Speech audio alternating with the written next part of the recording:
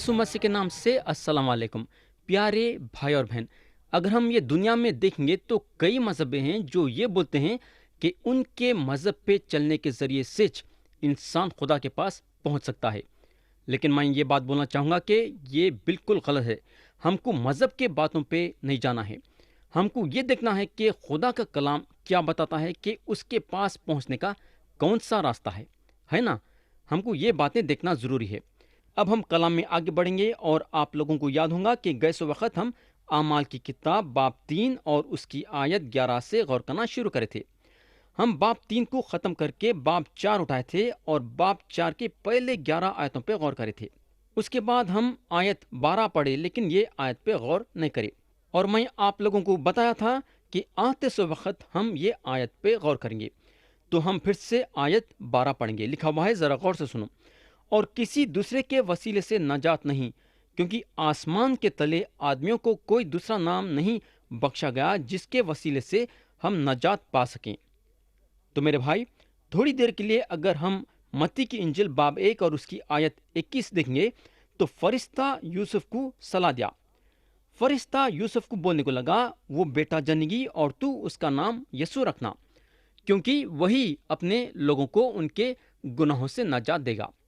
तो प्यारे भाई और बहन, यसु मसीह मुंजी हैं, ये उनका नाम था।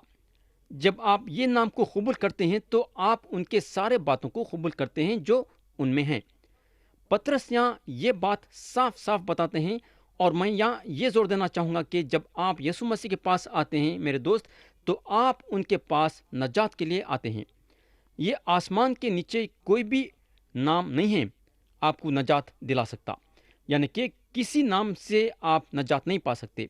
सिर्फ यसु मसीह के नाम से आपको नजात है। याद रखो कि शरीयत के जरिए से आप नजात नहीं पा सकते। शरीयत आपको नजात नहीं दे सकती। मज़हब आपको नजात नहीं दिला सकता। मजहबी तौर तरीक़े आपको नजात नहीं दिला सकते।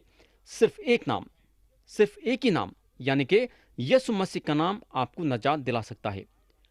यसु मसीह ये दुनिया में आए ताकि उनके ज़रिए से हर एक इंसान को गुनाह की माफ़ी मिले और नजात पाए। कितनी अच्छी बात है। कोई दूसरी जगह नहीं है जहां आप जाके नजात हासिल कर सकते हैं। अगर हम ये दुनिया में देखेंगे तो कितने लोग कहाँ नहीं जा रहे हैं नजात हासिल करने के लिए। कई कामा करते जो सोचते कि ये कामों के ज़रिए से जो है उनको नजात मिलेंगी, ये नाम के ज़रिए से उनको नजात मिलेंगी, वो नाम के ज़रिए से उनको नजात मिलेंगी। मेरे भाई, क्या आप नहीं समझते कि ये एक दिलचस्पी की बात है कि दुनिया का कोई भी मज़हब आपको नजात नहीं दिला सकता। ये बात गौर करना हमारे लिए बहुत ही ज़रूरी है और हम ये बात को नज़रअंदाज नहीं कर दे सकते। इंसान जो है मजहबी बातों में इतना जकड़ा हुआ है कि उन्हें सच्चाई की तलाश करने के बारे में सोचता नहीं। तो प्यारे भाई बहन, पतरस का ये पैगाम ज़बरदस्त था और सदर अदालत वाले थक्के फिक्के हो गए थे। आयत 13 में लिखा हुआ है, जब उन्होंने पतरस और यूहन्ना की दिलेरी देखी और मालूम किया कि ये अनपढ़ और नावाकिफ आदमी हैं तो ताज्जुब किया। फिर उन्हें पहचाना कि ये यीशु के साथ रहे हैं। तो पतरस और यूहन्ना अनपढ़ थे और ये बात ये सदर अदालत वाले जान लिए, मगर साथ साथ उन लोगों ये भी जान लिए कि ये लोग मसीह के साथ थे। प्यारे भाई और बहन, 3 साढ़े 3 साल ये लोग मसीह के साथ थे और मसीह के तालीम में बढ़ गए। हमारे लिए कितना ज़रूरी है, सोचो थोड़ी देर के लिए, कि हम मसीह के तालीम में बढ़ना। और इसका तरीक़ा यह है कि मसीह के क़दमों में ज़्यादा से ज़्यादा बैठना और उनका कलाम पढ़ते हुए, उनकी इबादत करते हुए और उनसे दुआ करते हुए आगे बढ़ते चले जाना। अगर हम मसीह के क़दमों पे ज़्यादा से ज़्यादा बैठेंगे तो लोग ये बात महसूस करेंगे कि हमारे में मसीह की तालीम भरी हुई है। अगर यहाँ हम देखेंगे तो पतरस और यूहन्ना सदर अदालत वालों के सामने एक बहुत ही बड़ी गवाही बने। सदर अदालत वाले इनके तालीम को सुन के हैरान हो गए। अब हम आयत 14 और 15 पढ़ेंगे। लिखा हुआ है, और उस आदमी को जो अच्छा हुआ था उनके साथ खड़े देखकर कुछ खिलाफ ना कह सके, मगर उन्हें सदर अदालत से बाहर जाने का हुक्म देकर आपस में मशवरा करने लगे कि हम इन आदमियों के साथ क्या करें, क्योंकि यरूशलेम के सब रहने वालों पर रोशन है کہ ان سے ایک صریح معجزہ ظاہر ہوا اور ہم اس کا انکار نہیں کر سکتے۔ پیارے بھائی اور بہن، کیا پطرس کے یہ بات سے ان میں کچھ حرکت ہوئی کیا؟ بالکل نہیں، ان میں کوئی حرکت نہیں ہوئی۔ وہ دنوں کے صدوقیاں بھی یہ بات کا انکار نہیں کر سکے کہ ایک معجزہ ہوا ہے، مگر افسوس کی بات یہ ہے کہ اتنا بڑا معجزہ دیکھنے کے بعد بھی یہ لوگ یسوع مسیح کی طرف رجوع نہیں ہوئے۔ آج لوگ یہ بولتے ہیں کہ اگر وہ لوگ معجزہ دیکھیں گے تو یسوع مسیح پہ ایمان لائیں گے، مگر یہ سچ نہیں ہے۔ اگر ہم یہاں دیکھیں گے تو یہ لوگ یعنی کہ صدوقیاں معجزہ دیکھے مگر یسوع مسیح پہ ایمان نہیں لائے۔ اور میرے بھائی، ہر ایک انسان کی یہ فطرت ہے، معجزہ دیکھنے کے بعد بھی یسوع مسیح پہ ایمان لانا نہیں چاہتے۔ اگر ہم دیکھیں گے تو مصیبت دماغ میں نہیں ہے، مصیبت دل کے مرضی میں ہے۔ ہمارا دل شرارت سے بھرا ہوا ہے۔ آیت 17 اور 18 میں لکھا ہوا ہے، لیکن اس لیے کہ یہ لوگوں میں زیادہ مشہور نہ ہو، ہم انہیں دھمکائیں کہ پھر یہ نام لے کر کسی سے بات نہ کریں۔ پس انہیں بلا کر تاکید کی کہ یسوع کے نام لے کر ہرگز بات نہ کرنا اور نہ تعلیم دینا۔ پیارے بھائی اور بہن، پطرس اور یوحنا کے پاس یہ لوگوں کے سوال کا جواب ہے۔ صدر عدالت یہ لوگوں کو تاکید تو کری، مگر پطرس اور یوحنا کا خیال الگ تھا۔ صدر عدالت اپنی صلاح تو دی، مگر پطرس اور یوحنا کے پاس وہ لفظ تھے ان کے صلاح کا جواب دینے کے لیے۔ آیت 19 سے 22 میں لکھا ہوا ہے، ذرا غور سے سنو۔ مگر پطرس اور یوحنا نے جواب میں ان سے کہا کہ تم ہی انصاف کرو۔ آیا خدا کے نزدیک یہ واجب ہے کہ ہم خدا کی بات سے تمہاری بات زیادہ سنیں؟ کیونکہ ممکن نہیں کہ جو ہم نے دیکھا اور سنا ہے وہ نہ کہیں۔ انہوں نے ان کو اور دھمکا کر چھوڑ دیا، کیونکہ لوگوں کے سبب سے ان کو سزا دینے کا کوئی موقع نہ ملا، اس لیے کہ سب لوگ اس ماجرے کے سبب سے خدا کی بڑائی کرتے تھے، کیونکہ وہ شخص جس پر یہ شفا دینے کا معجزہ ہوا تھا 40 برس سے زیادہ کا تھا۔ میرے بھائی، آپ شاید یہ سوچیں گے کہ صدر عدالت والے پطرس اور یوحنا کے یہ بات سے نرم ہو گئے ہوں گے۔ بالکل نہیں، ان لگاں کیلوں کے ویسا گھٹ تھے، ان کے دل سخت تھے، جس کی وجہ سے مسیح کے سچائی میں نہیں آئے۔ اب ہم پڑھیں گے آیت 23 اور 24، لکھا ہوا ہے، وہ چھٹ کر اپنے لوگوں کے پاس گئے اور جو کچھ سردار کاہنوں اور بزرگوں نے ان سے کہا تھا بیان کیا۔ جب انہوں نے یہ سنا تو ایک دل ہو کر بلند آواز سے کہا کہ اے مالک، تو وہ ہے جس نے آسمان اور زمین اور سمندر اور جو کچھ ان میں ہے پیدا کیا۔ تو میرے دوست، پطرس اور یوحنا کو چھوڑ دیا گیا اور یہ لوگ کلیسیا کے پاس آئے اور اپنے بارے میں بتانے لگے۔ یہاں جو ہے یہ کلیسیا کی ایک زبردست ملاقات تھی۔ میں نے سمجھتا ہوں کہ کلیسیاؤں کی روحانی حالت اتنے اونچے درجے پہ پہنچی ہوں گی جیسا یہاں ہم دیکھتے ہیں۔ شروع کی کلیسیا روحانی طور سے بہت آگے تھی، جو آج ہم کو یہ بات نظر نہیں آتی ہے، اور شروع کے کلیسیا کا روحانی طور سے آگے بڑھنے کا راز ہم کو ان کے دعا میں دکھائی دے گا۔ دعا سے بھی زیادہ ان کی حمد تھی، یعنی کہ یہ لوگ خدا کی حمد و ثنا کرنے لگے۔ ان لوگ بولتے ہیں، اے مالک، تو وہ ہے جس نے آسمان اور زمین اور سمندر اور جو کچھ ان میں ہے پیدا کیا۔ میرے دوست، کیا آج کلیسیا یسوع مسیح کو خدا مانتی ہے کیا؟ یہ بہت ہی ضروری ہے۔ شروع کی کلیسیا یہ بات سے پکی تھی کہ یسوع مسیح خدا ہیں۔ آیت 25 اور 26 میں لکھا ہوا ہے، تو نے روح القدس کے وسیلے سے ہمارے باپ اپنے خادم داؤد کی زبانی فرمایا کہ قوموں نے کیوں دھوم مچائی اور امتوں نے کیوں باطل خیال کیے۔ خداون اور اس کے مسیح کی مخالفت کو زمین کے بادشاہ اٹھ کھڑے ہوئے اور سردار جمع ہو گئے۔ تو یہاں یہ لوگ زبور کے دوسرے باب کا استعمال کر رہے ہیں۔ جب لوگ یسوع مسیح کو صلیب پہ چڑھائے تو اس وقت زبور میں جو باتیں لکھی گئی وہ پوری ہوئی۔ لوگوں کے دلوں میں یسوع مسیح کے لیے اور خدا کے لیے جو نفرت پیدا ہوئی، وہ نفرت 2000 سال سے چلی آ رہی ہے۔ آیت 27 سے 29 میں لکھا ہوا ہے، کیونکہ واقعی تیرے پاک خادم یسوع کے برخلاف جسے تو نے مسا کیا، ہیرودس اور پنتیوس پلاطس غیر قوموں اور اسرائیلیوں کے ساتھ اسی شہر میں جمع ہوئے، تاکہ جو کچھ پہلے سے تیری قدرت اور تیرے مصلحت سے ٹھہر گیا تھا وہی عمل میں لائیں۔ اب اے خداوند، ان کی دھمکیوں کو دیکھ اور اپنے بندوں کو یہ توفیق دے کہ وہ تیرا کلام کمال دلیری کے ساتھ سنائیں۔ تو پیارے بھائی اور بہن، یہاں اگر ہم دیکھیں گے تو یہ ایک زبردست دعا اور حمد و ثنا کی عبادت تھی۔ یہ لوگ جو ہیں ایک جٹ ہو کے خدا کی حمد و ثنا اور دعا کر رہے تھے۔ یہاں اگر ہم دیکھیں گے تو ان لوگاں خدا سے یہ نہیں دعا کرے کہ ستائے جانا ان کے زندگی سے ہٹ جانا۔ لوگ جو ہے ان لوگوں کو ستا رہے ہیں، وہ ستانا بند ہو جانا، یہ نہیں دعا کر رہے تھے ان لوگ۔ یہ بات سے خدا سے ان لوگاں دعا نہیں کر رہے تھے، بلکہ ان لوگاں یہ دعا کر رہے تھے کہ خدا ان لوگوں کا ہمت اور حوصلہ بڑھانا۔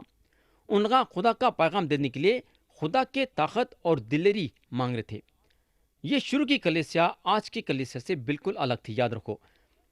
یاد رکھو کہ ہم ستائے جانے سے چھٹکارا نہیں پا سکتے جب تک ہم یہ زمین پہ زندہ رہیں گے۔ یاد رکھو ہم ستائے جائیں گے، مگر ہم خدا سے یہ دعا کرنا کہ خدا ہم کو طاقت اور قوت دینا اور دلیری دینا، تاکہ ہم یسوع مسیح کی خوشخبری لوگوں تک پہنچائے، ویسا وہ بھی دلیری کے ساتھ۔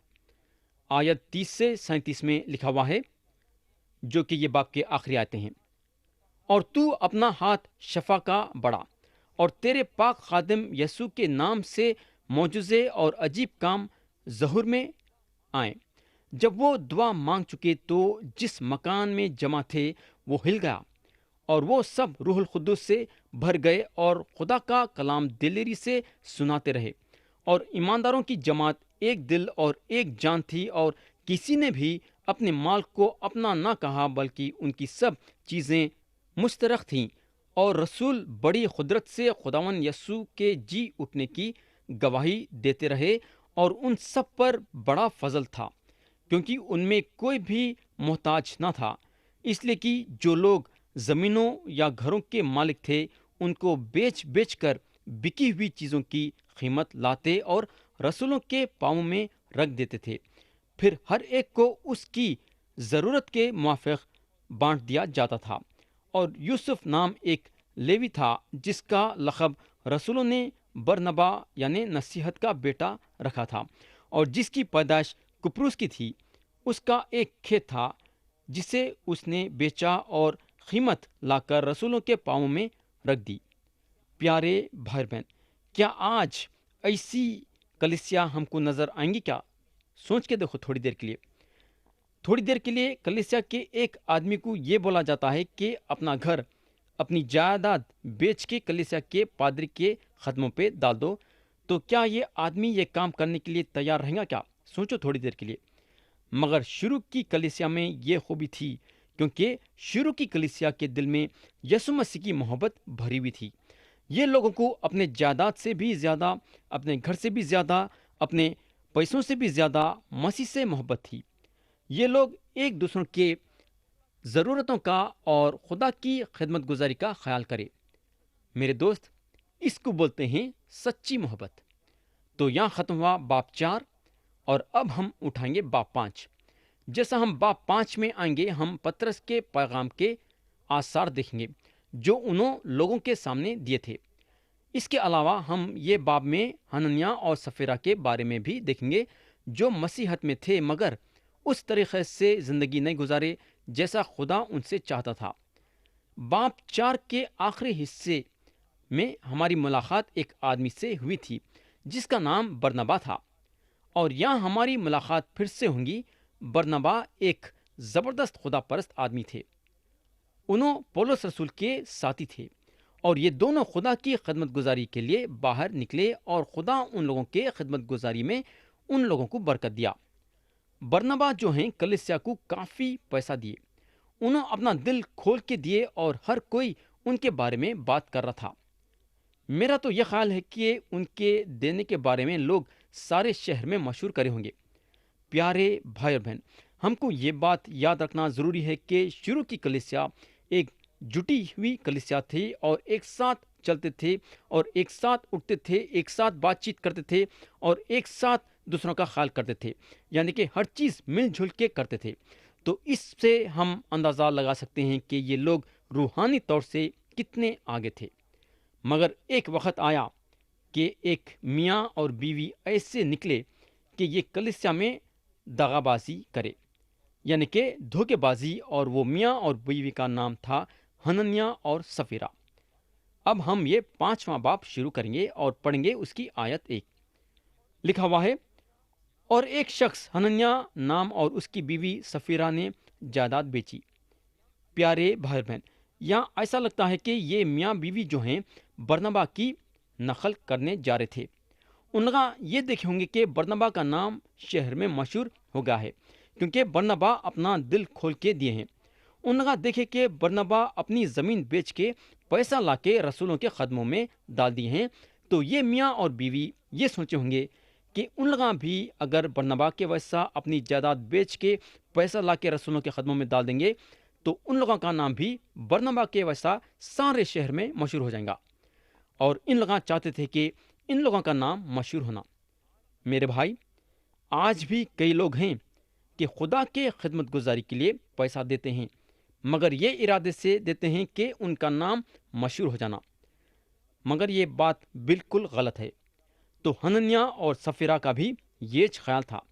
लेकिन मैं ये बताना चाहूँगा कि अगर एक आदमी ये इरादे से खुदा को देता है कि उसका नाम रोशन होना, उसके नाम की वाहवा होना, तो याद रखो कि ऐसा करना खुदा के नज़रों में गुनाह है और खुदा ऐसे नजराने को कबूल करने वाला नहीं है। आयत 2 में लिखा हुआ है, और उसने अपनी बीवी के जानते हुए कीमत में से कुछ रख छोड़ा और एक हिस्सा लाकर रसूल के पाँव में रख दिया। मेरे भाई, ज़रा फिर से गौर से सुनो। मैं फिर से ये आयत को पढ़ता हूँ। और उसने अपनी बीवी के जानते हुए कीमत में से कुछ रख छोड़ा और एक हिस्सा लाकर रसूलों के पाँवों में रख दिया। मेरे भाई, इसमें कोई बुरी बात नहीं थी कि उन लोग कुछ अपने लिए रख लिए।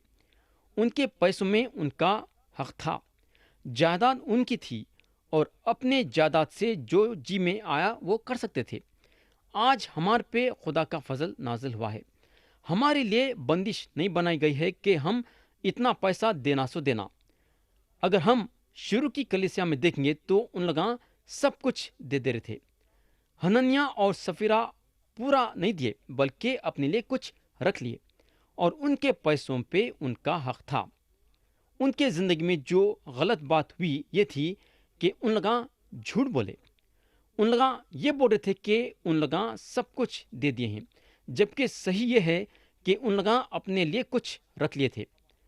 आयत 3 में लिखा हुआ है, मगर पतरस ने कहा, ऐ हनन्याह, क्यों शैतान ने तेरे दिल में ये बात डाल दी कि तू रूहुल कुद्दूस से झूठ बोले और ज़मीन की कीमत में से कुछ रख छोड़े।